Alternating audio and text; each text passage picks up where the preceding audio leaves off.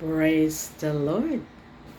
Blessed morning, everyone. Pastor Bobby, Pastor Cynthia, Brother Joel, and Sister Ja, and all my co-pastors in the vineyard in this platform this morning, and to all my brethren in the Lord around the globe, and all the listeners. Amen. So it's a big privilege again that I will share the Word of God in this platform this morning. Thank you so much, Pastor Bobby, sa continue na pag-invite mo sa akin upang mag-share ng salita ng finance dito sa platform na ito. So without further ado, if you have Bible with you, let us open our Bible in the book of 2 Chronicles chapter 7 verse 14. This is very familiar scriptures in the Bible. It says, "If my people which are called by my name shall humble themselves and pray and seek my face and turn from their wicked ways, then will I hear from heaven and will forgive their sin and will heal their land." So pagpalain ang pagkabasa sa salita ng ating Panginoon. Let's pray. Hallelujah. Thank you so much, Father. We humble ourselves unto you this morning. Hallelujah. Speak to your people in this platform this morning. Without you, Lord God, I am nothing. I am depending on you. Anointing, Lord God, coming from you, Jesus. Thank you so much for your glory alone. In Jesus' name, amen. So the title that I will bring to you this morning, Seek My Face. Amen. So, mga kapatid, even David knew the Lord wanted him to seek His face. Amen. The fact that this is God's desire for all people, the word translated "seek" from the original Hebrew of this verse is addressed to a group of people.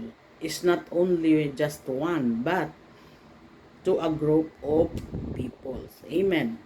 So to seek God's face is to strongly desire His presence and blessings. Amen. Kapag ating hinanap ang mukha ng ating Panginoon, mga kapatid, and His presence, and there is a blessings. Amen. So even in Isaiah chapter 55 says,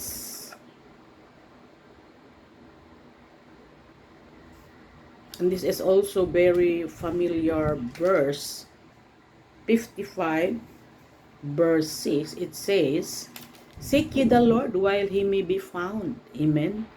"Call ye upon Him while He is near." Hallelujah.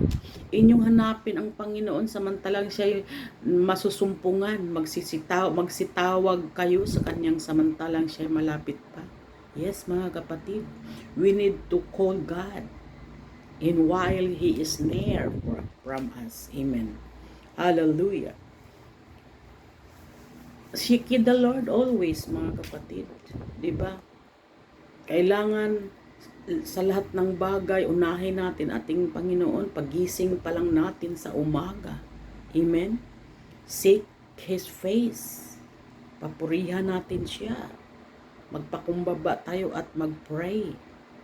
We need to humble ourselves unto God. Oh, hallelujah. Hallelujah.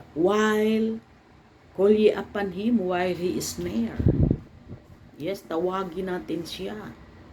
Magsitawag kayo sa Kanya samantalang siya'y malapit pa sa iyo. Hallelujah. Oh, halalaya, sikaya. I feel the presence of God right now, mga kapatid. In Psalm chapter 27,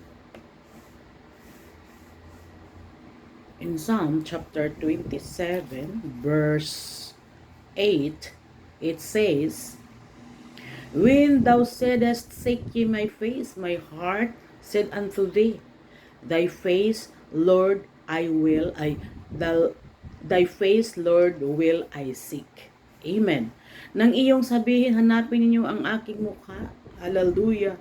Ang aking puso ay nagsabi sa iyo, iyong mukha, Panginoon, hanapin ko. Lagi nating hahanapin. Lagi nating kinukulit ang ating Panginoon. Gusto ng Panginoon, mga kapatid niya, sa po'y kinukulit. Hindi ka pare sa tao kapag kinukulit mo, nagagalit. But you know, our God, hindi po siya nagagalit. Amen. Praise God. Hallelujah. What does it means when God says, seek my face? In a basic sense, it means to give God our attention. Gusto ng Panginoon ng attention ay nakafocus sa Kanya. First fruit, siya po yung unahin natin. Hallelujah. Hindi po siya ay pangsikan or third priority. Hallelujah. Unang priority siya.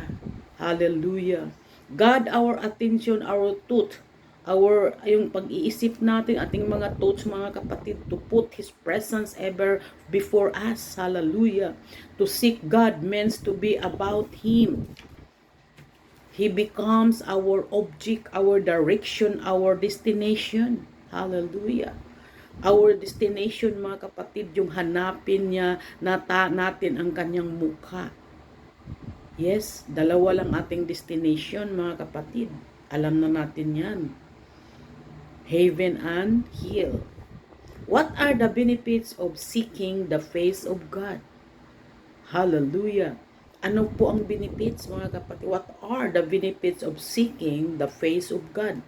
Akala natin walang mga benefits yung ating paghahanap, mga kapatid. Paghanapin natin lagi ang ating Panginoon habang malapit pa yung presensya niya, hanapin natin lagi. Hallelujah, mga kapatid. There is, what are the benefits of seeking the face of God? Hallelujah. In mayroon tayong 7 benefits, mga kapatid, for seeking God.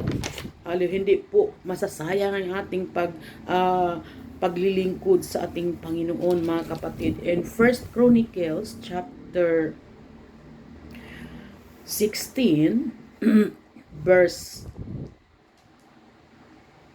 10 to 11. Amen. It says, glory in His holy name. Let heart of them rejoice, seek the Lord. Hallelujah.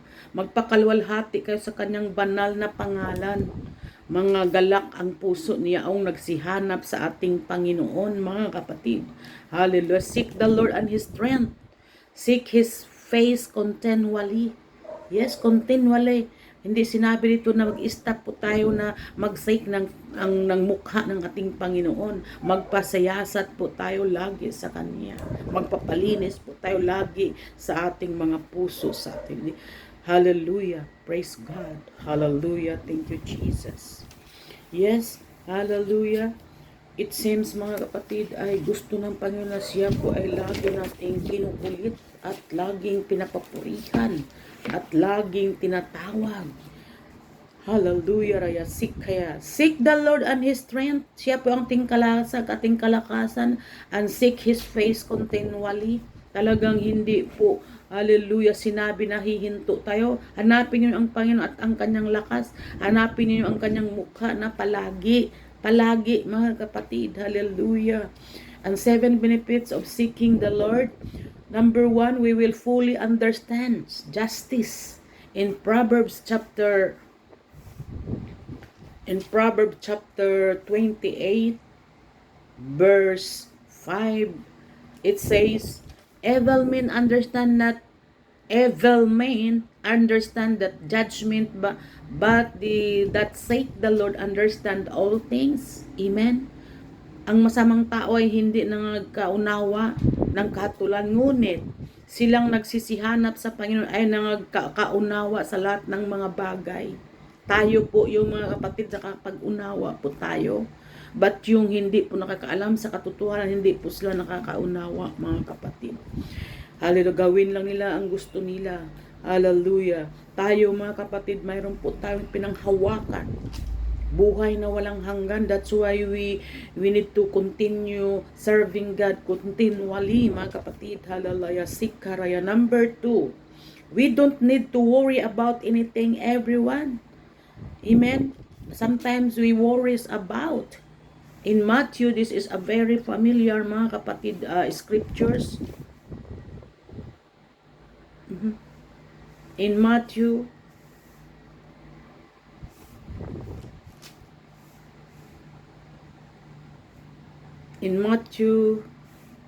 chapter chapter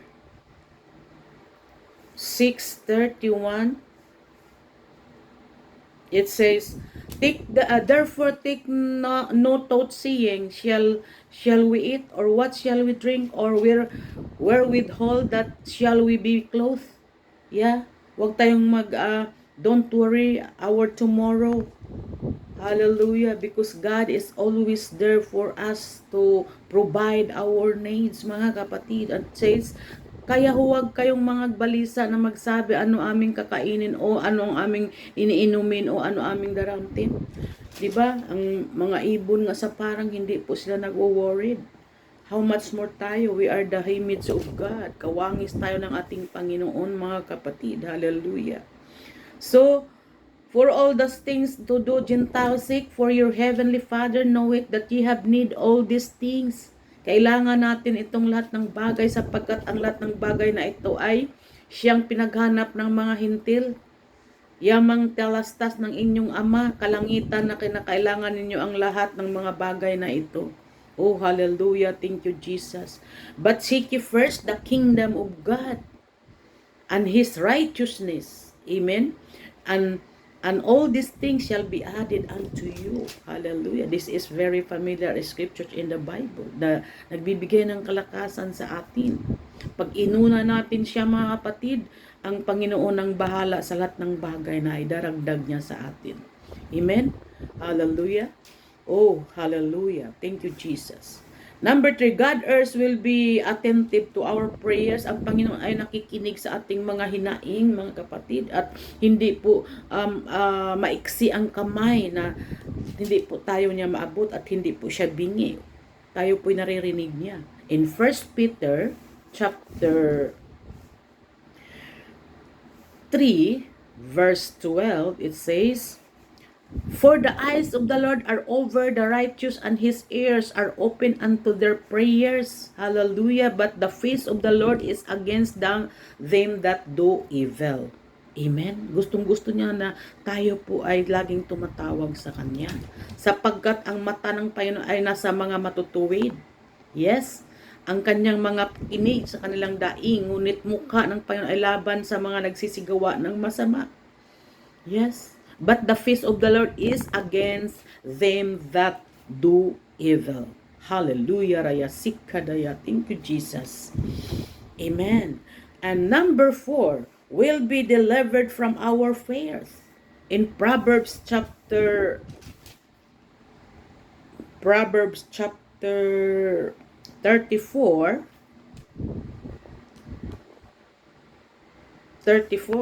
it says, so shall poverty come as one that traveleth, and thee want as an armed man. Gayon darating ang iyong karalitaan na parang magnanakaw, ang iyong kasalanan na parang nasandatahan tao. Hallelujah. Oh, hallelujah. Thank you, Jesus. Hallelujah. Yeah. In Proverbs chapter 34. Hallelujah.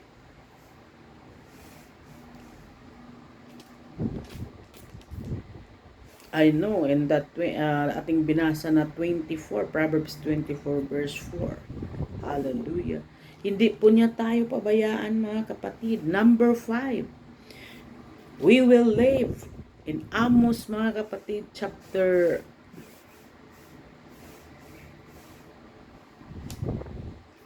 5 verse 4, it says, for thus saith the Lord unto the house of Israel, seek ye me, and ye shall live. Amen. Sapagkat ganito ang sabi ng Panginoon sa bayanan ni Israel, hanapin ninyo ako, at kayo'y magbubuhay. We will live. Amen. Oh, hallelujah. Thank you, Jesus. Number 6, we will be strengthened. Pinapalakas po niya tayo, mga kapatid, while we are seeking His face. Yes, in 2 Chronicles chapter 16, it says, chapter 16 verse 9, it says, For the eyes of the Lord run to and fro throughout the whole earth, to show himself strong in the behalf of them. Hallelujah. In the behalf of them, whose heart is perfect toward him. Herein thou hast done foolishly, therefore from henceforth thou shalt have wars. Di ba mga kapatid? Hallelujah, hindi po tayo niya pababayaan in times of war sa ating buhay, struggle, circumstances, andyan siya, basta tawagin lamang natin siya mga kapatid. In the last 7, God will be found. Yes, mahahanapin niya, mga kapatid, tayo. Ang ating gusto niya na lagi natin siyang tinatawag. At hanapin natin ang presensya na, especially ang mukha ng ating Panginoon, mga kapatid. Hallelujah. O harayasikadaya. Thank you, Jesus. Last, mga kapatid, last verse in Jeremiah 29